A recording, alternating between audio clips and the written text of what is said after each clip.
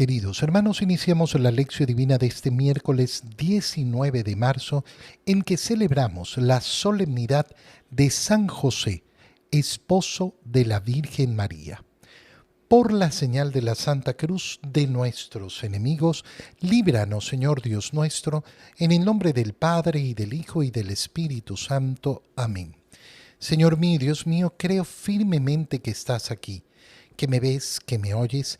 Te adoro con profunda reverencia, te pido perdón de mis pecados y gracia para hacer con fruto este tiempo de lección divina.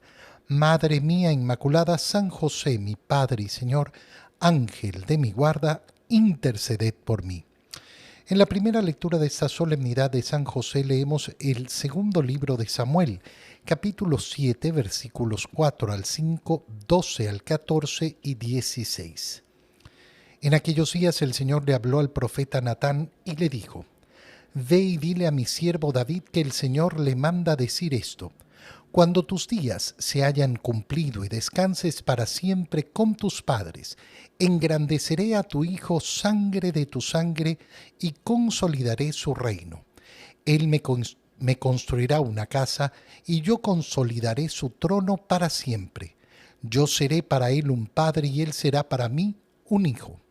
Tu casa y tu reino permanecerán para siempre ante mí, y tu trono será estable eternamente. Palabra de Dios. Al celebrar esta solemnidad de San José, iniciamos leyendo esta profecía que le da el profeta Natán al rey David. Profecía que se cumple a través de José, que es el descendiente de David. Esto es muy importante tenerlo claro. Bíblicamente nosotros conocemos que José es el descendiente de David. Hay muchos que dicen que María también era descendiente de David, pero esto no lo conocemos bíblicamente. Esto lo tenemos como referencia de algunas visiones que han tenido diferentes personas a lo largo de los siglos, pero no es un conocimiento bíblico. Como conocimiento bíblico, lo único que sabemos es que la descendencia de David le pertenece a José. Hay algunas personas que dicen: ay, pero entonces no se cumplió porque en verdad no es hijo de José. ¿Cómo que en verdad no es hijo de José? Es extraño cuando las personas no entienden que un hijo adoptivo es un hijo. No hay ninguna diferencia entre el hijo biológico y el hijo adoptivo. Por eso nosotros vemos cómo en la ley no solo la ley actual, sino a lo largo de los siglos, no se establece una diferencia entre el hijo biológico, el hijo natural y el hijo adoptivo. El adoptar a un hijo, el hacer las veces de padre de un hijo, comporta todos los derechos que le corresponden a ese hijo. Imagínate si a la hora de repartir la herencia nosotros diríamos: no, bueno, es que la herencia tiene que ser repartida distinta porque este señor tenía 2 hijos naturales y uno adoptivo. Al adoptivo habrá que darle menos. No, los derechos son exactamente iguales. Por tanto, cuando hablamos de esa descendencia de David que le llega a Jesús, le llega bíblicamente, lo conocemos por José, siendo que José es su padre. Padre adoptivo, sí, porque no es un padre biológico, pero el padre adoptivo es un padre y le entrega su descendencia a Jesús. Y su descendencia significa entregarle efectivamente ese título davídico, ese ser de la línea del linaje de David. Esto es lo que nos recuerda la primera lectura cuando nos dice que Natán le dijo a David: cuando tus días se hayan cumplido y descanses para siempre, engrandeceré a tu hijo sangre de tu sangre y consolidaré su reino. Yo seré para él un padre y él será para mí un hijo, y por eso tu casa y tu reino permanecerán para siempre ante mí. Esto se ha cumplido en nuestro Señor Jesucristo a través de esa descendencia davídica que recibe de parte de San José, a quien estamos celebrando el día de hoy. En la segunda lectura leemos la carta a los Romanos, capítulo 4, versículos 13, 16 al 18 y 22. Hermanos, la promesa que Dios hizo a Abraham y a sus descendientes de que ellos heredarían el mundo no dependía de la observancia de la ley, sino de la justificación obtenida mediante la fe. En esta forma, por medio de la fe que es gratuita, queda asegurada la promesa para todos sus descendientes, no solo para aquellos que cumplen la ley, sino también para todos los que tienen la fe de Abraham. Entonces, Él es Padre de todos nosotros, como dice la Escritura, te he constituido Padre de todos los pueblos. Así pues, Abraham es nuestro Padre delante de aquel Dios en quien creyó, y que da la vida a los muertos, y llama a la existencia las cosas que todavía no existen. Él, esperando contra toda esperanza, creyó que habría de ser Padre de muchos pueblos conforme a lo que Dios le había prometido. Así, de numerosa será tu descendencia. Por eso Dios le acreditó esta fe como justicia. Palabra de Dios. Fíjate la profundidad a la cual nos lleva la segunda lectura de la carta de San Pablo a los Romanos, cuando nos explica cómo todos nosotros somos verdaderamente hijos de Abraham. ¿Por qué?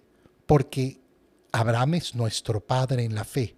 Él creyó en la promesa que le hizo el Señor de esa descendencia que iba a tener, de esa descendencia por la cual iban a ser bendecidas todas las naciones, y por eso es padre de todos aquellos que creen, que confían, que tienen fe en el Señor. Dentro de esa línea de Abraham, es decir, dentro de esos descendientes de Abraham, es que se forma el pueblo de Israel. Y dentro del pueblo de Israel es donde surge el rey David, y donde surge esa línea del rey David a la cual pertenece José, el esposo de María, de la cual nació nuestro Señor Jesucristo.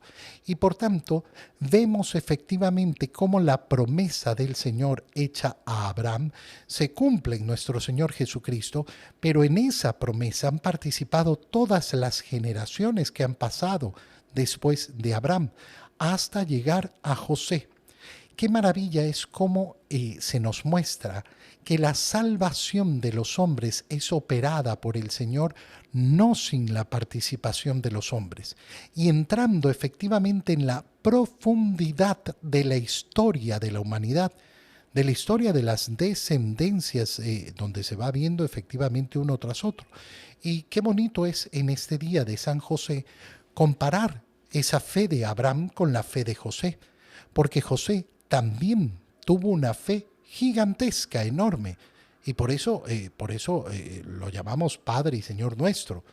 Qué bonito es cuando llamamos a San José Padre. Hay muchas personas que me han preguntado a lo largo de los años, ¿por qué hace esta oración diciendo que San José es su Padre? Porque yo soy imitador de Cristo, porque soy imitador de Cristo, esa es mi consigna. Si yo me digo cristiano, si yo tengo fe en Cristo, ¿qué es lo que quiero hacer? Imitar a mi Señor. Y mi Señor, ¿cómo llamaba a José? Padre, papá.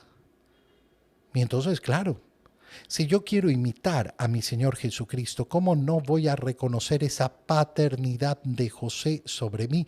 No porque sea padre en un sentido de Dios ni nada por el estilo, no porque sea padre en otro sentido, sino en ese sentido tan profundo desde el cual yo me coloco en el mismo lugar de Jesucristo, que ha reconocido la autoridad que tenía José, que era la cabeza de ese hogar de Nazaret.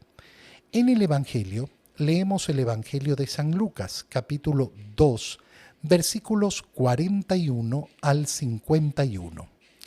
Los padres de Jesús solían ir cada año a Jerusalén para las festividades de la Pascua. Cuando el niño cumplió 12 años, fueron a la fiesta según la costumbre.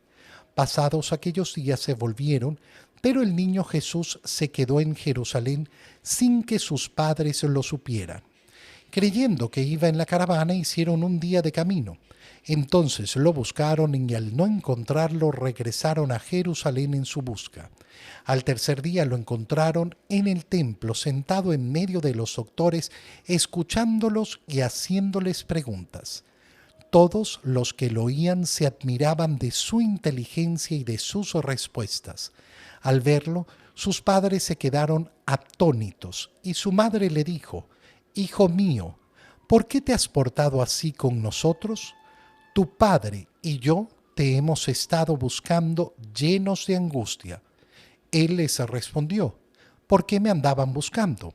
¿No sabían que debo ocuparme en las cosas de mi padre? Ellos no entendieron la respuesta que les dio. Entonces volvió con ellos a Nazaret y siguió sujeto a su autoridad. Palabra del Señor. Fijémonos en dos detalles importantísimos del Evangelio que acabamos de leer, un Evangelio que conocemos muy bien, la escena del niño perdido y hallado en el templo cuando tenía 12 años. Hoy, día de solemnidad de San José, el casto esposo de la Virgen María, tenemos dos opciones de lectura del Evangelio. Podemos leer el Evangelio de San Mateo, la genealogía, al final de la genealogía de Jesús, donde se nos cuenta cómo participa José de todo el evento de la salvación, de cómo su esposa quedó embarazada por obra del Espíritu Santo, o podemos leer el que hemos leído, que es el Evangelio de San Lucas, este capítulo 2 en el cual se nos cuenta este episodio único, lo único que conocemos sobre la infancia del Señor, pero que es a los 12 años, es decir, cuando termina propiamente la etapa de la infancia para entrar en la adolescencia. Para los judíos, el cumplir 12 años es un tiempo de transición, es un evento sumamente importante porque marca efectivamente ese fin de la infancia. Ahora, ¿cuáles son esos dos detalles importantísimos para reflexionar? Tu padre y yo te hemos estado buscando llenos de angustia. ¿Qué nos dice esta frase? ¿Qué nos dice esta expresión? La Sagrada Familia, como era su costumbre todos los años, van a Jerusalén para la Pascua. Esto nos ha dicho el Evangelio de San Lucas. Después de los días en que pasan en Jerusalén celebrando la fiesta de Pascua, emprenden regreso pensando que el niño estaba en la caravana, pero no estaba. Hacen un día entero recorriendo el camino y entonces se dan cuenta que no está. Tienen que volver, lo cual significa otro día de camino. Y al tercer día lo encuentran en el templo, escuchando y haciendo preguntas. Y María se acerca junto a José y le dice: hijo mío, ¿pero por qué? ¿Por qué te has portado así con nosotros? Tu padre y yo. Fíjate qué importante es esta expresión. Tu padre, no cualquier persona. No es que, no, tu padre. Aquel que es verdaderamente tu padre. Adoptivo, sí, adoptivo, pero padre. Aquel que tiene la autoridad sobre ti. Aquel que ha ejercido efectivamente esa autoridad. Aquel que es la cabeza de nuestro hogar y por tanto al cual le debes todo el respeto, toda la honra que debes darle. Qué bonito es que María coloca efectivamente a José, tu padre y yo. Y los dos hemos estado llenos de angustia. ¿Qué pasó con José? ¿Cuándo murió José? No lo sabemos. No sabemos cuándo murió José, si habrá muerto pocos años después de esto. Sabemos que hasta este momento José está junto a la Sagrada Familia.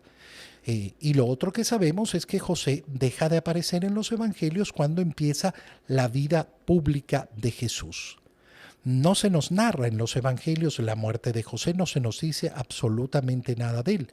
Sin embargo, la memoria de José la vemos muy viva en los evangelios. Es decir, a Jesús lo reconocen como el hijo de José, como el hijo del carpintero. Por tanto, no podríamos pensar que han sido muchísimos años en que José ya no está con la Sagrada Familia. Entonces, posiblemente lo más sensato sería decir que poco tiempo antes de iniciar esa vida pública es que se produce esa muerte de José. Y queda todavía, lógicamente, muy viva su memoria, no solo para la Sagrada Familia, que es evidente, sino para todo el resto de personas que ubican a Jesús como ese hijo del carpintero. Pero entonces, José no va a estar ni en la vida pública de Jesús, ni en su pasión y en su muerte, como sí lo estuvo María. Como sí lo estuvo María. Y estos 3 días en que el niño se ha perdido son lógicamente ese entrenamiento, por ponerle esa palabra, para el corazón de María de soportar la muerte de su hijo esperando la resurrección.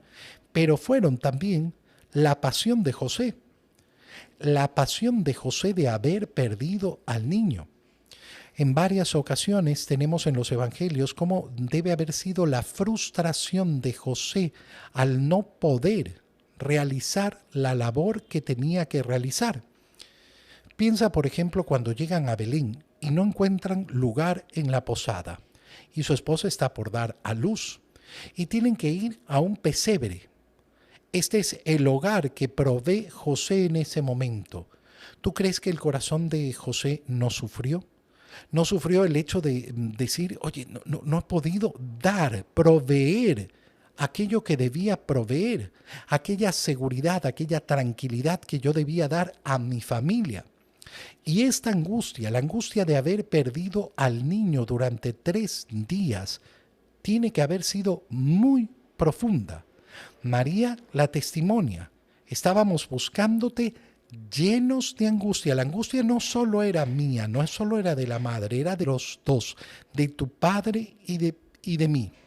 Qué bonito es reconocer esa angustia de José porque ser cabeza de la familia significa también eso. Significa saber aguantar los momentos de prueba, los momentos de dificultad, los momentos en los cuales se ve que la cosa no sale como uno desearía que salga y seguirse manteniendo firme para llevar adelante esa familia. Y la segunda parte que debe llamarnos mucho la atención son las últimas palabras que dice el Evangelio, porque después de decirles, no sabían que debo ocuparme de las cosas de mi Padre, haciendo la distinción. Sí, sí, José es mi Padre, por supuesto que sí, pero yo tengo ese Padre del cielo. Ellos no entienden bien, pero se nos dice que volvió con ellos a Nazaret y siguió sujeto a su autoridad. Fíjate qué palabras tan importantes, tan profundas. El verbo de Dios que se ha hecho hombre y está sujeto a la autoridad de José y de María, de sus padres. Ha vivido la condición humana que nos corresponde vivir a cada uno de nosotros. El creador de todas las cosas, aquel por el cual todo ha venido a la existencia, está sujeto a la autoridad de José.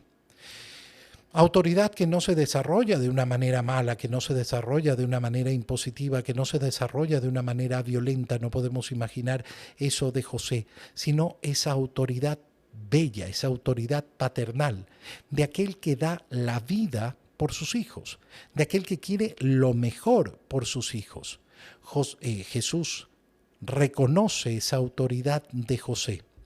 Y qué bello es para nosotros también reconocerla y pedirle a José, José, aquí está tu hogar, aquí está tu casa, manda y gobierna esta familia, sé también cabeza de nuestro hogar, sé cabeza de mi vida, pórtate conmigo como padre, como verdadero padre, para que entonces yo pueda tener en tu ejemplo, en tu modelo, en tu autoridad, luz clara en mi camino.